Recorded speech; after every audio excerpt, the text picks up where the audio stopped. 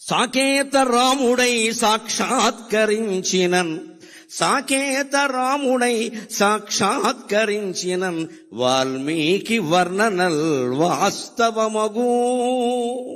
సాకేత రాముడై సాక్షాత్కరించినన్, వాల్మీకి వర్ణనల్ వాస్తవమగు. శ్రీకృష్ణుడౌచు వశీకరణము జేయ, శ్రీకృష్ణుడౌచు వశీకరణము జేయ, వ్యాసుండు నిన్ను చూడవచ్చు నిజము. శ్రీకృష్ణుడౌచు వశీకరణము జేయ, వ్యాసుండు నిన్ను చూడవచ్చు నిజము. ఆ పితామక పాత్ర యౌవనమునదాల్ప. ఆశ్చర్యమండి, మరో నటుడు చెయ్యలేని పని. 40 ఏళ్ల లోపు వయస్సులో ఆయన 250 సంవత్సరాల వయస్సుండే భీష్ముడు పాత్ర ధరించాడు. ఇప్పటి హీరోలు తెలుసుకోవాలి, ముసలి పాత్ర ధరిస్తే నా ఇమేజ్ పడిపోతుందనే దరిద్రపు ఆలోచన రానియకూడదు. నటుడు అంటే అన్నీ చెయ్యాలి. భీష్ముడు పాత్ర, ఆ పాత్ర ధరించింది. నేను అనుకున్నా ఏదో పెద్ద వయస్సు వచ్చిందేమో అనుకున్నా, రాలేదు. 40 ఏళ్ల లోపు వయస్సులో 257 సంవత్సరాలు జీవించినటువంటి భీష్ముడి పాత్ర ధరించడం, మెప్పించడం అంటే సామాన్యమా? భీష్ముడు మళ్ళీ పుడితే సాధ్యమవుతుంది ఆ విషయం అది. అటువంటి పాత్ర ధరించాడు ఆయన. ఆ పితామక పాత్ర యవ్వనమున దాల్ప, గంగమ్మకు పుత్ర శోకము తీరే. ఆ పితామక పాత్ర యౌవనమున దాల్ప, గంగమ్మ పుత్ర శోకము తీరే. రాయలై చిత్ర సామ్రాజ్యము నేలుచో, రాయలై చిత్ర సామ్రాజ్యము నేలుచో, అష్టదిగ్గజ కవులు అవని దిగిరి. రాయలై చిత్ర సామ్రాజ్యము నేలుచో, అష్టదిగ్గజ కవులు అవని దిగిరి. మంచి పాత్రలు ధరించి మంచి వారి మంచి మరింత పెంచు ధీమంతుడీవు. ఆయనలో 2 కోణాలు ఉన్నాయి, గమనించండి. 2 మేలే చేశాయి. మంచి పాత్రలు ధరించి మంచి వారి మంచి మరింత పెంచు ధీమంతుడీవు. చెడ్డ పాత్రలు ధరించి చెడుగునైన మంచిగా మార్చివేయు పెన్మాయవీవు. రాముడు పాత్ర వేస్తే వాల్మీకి దిగి వచ్చి నేను రామాయణంలో ఎలా వర్ణించానో అలా ఉన్న రాముడు ఎన్టీ రామారావు ఒక్కడే అని ఆనందిస్తాడు. అనుమానమేం లేదు ఇక్కడ. ధర్మజ్ఞశ్చ కృతజ్ఞశ్చ సత్యవాక్యో దృఢవ్రతః వృషోరస్కః వృషస్కంధక అని అద్భుతంగా వర్ణిస్తాడు వాల్మీకి రామాయణంలో రాముడిని. అంతటి పర్సనాలిటీ దైహికంగాను, భౌతికంగాను, నైతికంగాను, మానసికంగాను కలిగిన వాడు తెలుగు నటులలో కాదు, ప్రపంచ నటులలో రామారావు ఒక్కడే, మరొకడు లేడు. ఈయన రాముడు పాత్ర లవకుశలో ధరిస్తే మా చిన్నతనంలో విన్న మాట పరవశించిపోయాం. మా అమ్మగారు జీవితంలో చూసిన సినిమా ఒకే ఒక్కటి, అదే లవకుశ.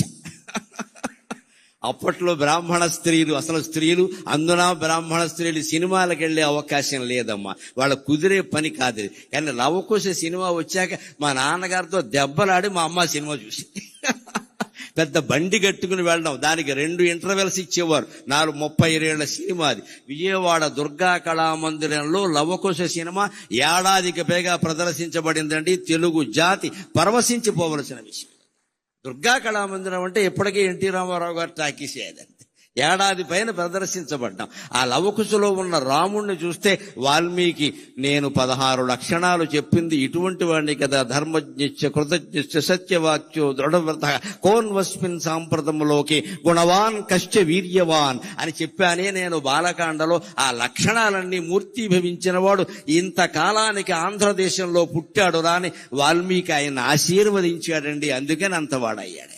అదే శ్రీకృష్ణ పాత్ర ధరిస్తే ఇక చెప్పవలసిన అవసరం లేదు. ఆ ఒయ్యారం, ఆ సొగసు, ఆ ఎక్కడ అవసరమైన చోట కాఠిన్యం, అవసరమైన చోట చిరునవ్వు. శ్రీకృష్ణుడు అంటేనే పెద్ద మాయ. రామో విగ్రహవాన్ ధర్మక, రాముడి జీవితం తెరిచిన పుస్తకం. తెరిచిన పుస్తకం. రాముడు అధర్మం చెయ్యడు. మనకి తెలియక మాట్లాడుకుంటాం కానీ రాముడు అధర్మం చెయ్యడు. రాముని జీవిత చరిత్ర అంతా ముక్కుసూటిగా ఉంటుంది. శ్రీకృష్ణుడి ధర్మం కాదు, అలా ఉండదు. లీల, శ్రీకృష్ణ లీల. లీల అంటే అర్థం ఏమిటి? కర్మ అంటే అర్థం ఏమిటి? ఆనందం కోసం చేసేది కర్మ, ఆనందంగా ఉండి చేసేది లీల. అది శ్రీకృష్ణ అవతారం ధర్మం. మనం ప్రతి పని ఆనందం కోసం చేస్తాం కాబట్టి మన కర్మ మనం అనుభవించాలి, మంచి అయినా చెడ్డైనా. తాను స్వయంగానే ఆనందో బ్రహ్మేతి వ్యజానాత్ ఆనందాదేవ కల్విమాని భూతాని జాయంతి ఆనందేన జాతాని జీవంతి ఆనందం ప్రయంజభిషం విశంతీతి అని వేదం చెప్పినట్టుగా ఆనంద స్వరూపుడై ఉండి పరమాత్మ కర్మలు చేస్తాడు. కాబట్టి శ్రీకృష్ణావతారం తర్వాత పరమాత్మ అనుభవించవలసిన కర్మఫలాలు ఏమీ లేవు. ఇది పౌరాణిక రహస్యం. రాముడు చేసినటువంటి కొన్ని పొరపాట్లు, తప్పులు, ఒప్పులు ఏమున్నా వాటిని కృష్ణావతారంలో అనుభవించాల్సి వచ్చింది. కానీ శ్రీకృష్ణ పరమాత్మ చేసింది ఏది అనుభవించాల్సి రాలా. ఎందుకంటే రాముడు నేను మనిషిని ఆత్మానం మానుషం మన్యే రామం దశరథాత్మజం అన్నాడు. నువ్వు దేవుడు అయ్యాను ఋషులు చెప్పినా సరే నాకు అవన్నీ తెలియదండి, నా పేరు రాముడండి, మా నాన్నగారు దశరథుడండి, మా అమ్మ కౌశల్యండి, బళ్ళు అలాగే పేరు రాశారండి అని చెప్పాడు. నేను మనిషిని, నేను మానవుడిగానే పుట్టాను, మానవుడిగా ఉండి ధర్మాన్ని ఎలా గెలిపించాలో ఆ ప్రయత్నం అంతా నేను చేస్తాను, ఓడిపోతే ఓడిపోతానన్నాడు రాముడు. రాముడు ధర్మానికి ప్రత్యేక, శ్రీకృష్ణుడు ధర్మం కాదు అధర్మం కాదు లీలకి ప్రత్యేకంగా. అంటే అసలు శ్రీకృష్ణుడు చేసిన పని మంచో చెడ్డో గ్రహించడానికి మన బుర్ర సరిపోదు, దాన్నే లీల అంటారు ఖచ్చితంగా. అది మళ్ళీ వ్యాస భాగవతం చదివితేనే అర్థమవుతుంది ఖచ్చితంగా. అటువంటి లీలామానుష వేషధారి పాత్ర ధరించడం చాలా కష్టం. రాముడు స్ట్రైట్ ఫార్వర్డ్, ముక్కుసూటిగా ఉంటాడు. ఆ నేచర్, ఆ స్వభావం ఉన్నవాళ్ళు ధరించేయచ్చు, అభ్యంతరం లేదు. కానీ కృష్ణుడు పాత్ర ధరించడం చాలా కష్టం. సత్యభామ కాళ్ళు పట్టుకున్నది కృష్ణుడే. రుక్మిణి చేత, తల్లి సత్యభామ చేత రుక్మిణి కాళ్ళు పట్టించింది కృష్ణుడే. ఇంత నేర్పుండాలంటే మరొకడికి సాధ్యమా? ఆయన ఒక్కడే ఆ పాత్ర ధరించాడు ఖచ్చితంగా. అలాగ శ్రీకృష్ణ పాత్రకు పైగా ప్రత్యేకత ఏమిటంటే కర్షతీతి కృష్ణ అంటారు. అయ్యా వారిని కూర్చోబెట్టండి, వేద పండితులు ఎక్కడొకటి కూర్చోబెట్టండి. కర్షతీతి కృష్ణ అంటారు. ఆకర్షించడమే కృష్ణుని యొక్క ప్రధాన లక్షణం. కొన్ని కోట్ల మందిని ఆకర్షించాడు ఆయన ఒక్కసారిగా. మళ్ళీ అంతగా తెలుగు జాతిని కాదమ్మా, యావత్ సినీ జగత్తుని ఆకర్షించిన వాడు ఎన్టీఆర్ ఒక్కడే. ఆ 3 అక్షరాలు ఏదో ఓంకారంలో ఉండే అకార ఉకార మకారాల్లాగా, ఐం హ్రీం శ్రీం అనే మంత్రాక్షరాల్లాగా ఎన్టీఆర్ అనే అక్షరాలు తెలుగు జాతిని పరవశింపజేసాయి మొత్తం మీద. అంత ఆకర్షణ శక్తి ఉన్నవాడు కాబట్టి ఆయన కృష్ణ పాత్ర వేయగలిగాడు. మనకి తెలియకపోవచ్చు కానీ ఏదో ఒక ఉపాసన లేకుండా అటువంటి పాత్రలు వేయడం సాధ్యం కాదండి. ఆయన రాముడు కృష్ణుడే కాదు, పౌరాణిక చిత్రాల్లో ఏ పాత్ర ధరించినా ఉపవాసం ఉండేవాట ఖచ్చితంగా. మాంసాహారం తినేవాడు కాదు, అలవాటైన మనిషి అయినా తినేవాడు కాదు, నేల మీదే పడుకునేవాడు. ఆయన ఇష్టదైవమైన వెంకటేశ్వర స్వామిని ధ్యానించేవాడు. ఆ కారణంగా ఆయనకు అనుగ్రహం పుష్కలంగా కలిగింది. ఆ పాత్రలో ఆయనే జీవించాడు. అందుకే ఆయన కృష్ణ పాత్ర ధరిస్తే నా అభిప్రాయం ఏమిటంటే, శ్రీకృష్ణుడౌచు వశీకరణము చేయ వ్యాసుండు నిన్ను చూడవచ్చు నిజము.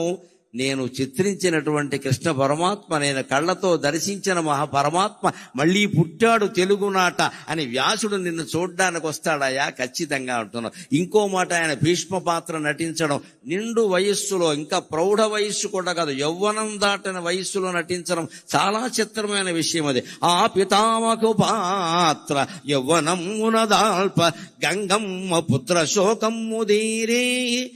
భారతంలో ఒక రహస్యం ఏమిటంటే, అర్జునుడు కూడా చనిపోయాడు, మళ్ళీ పుట్టాడు.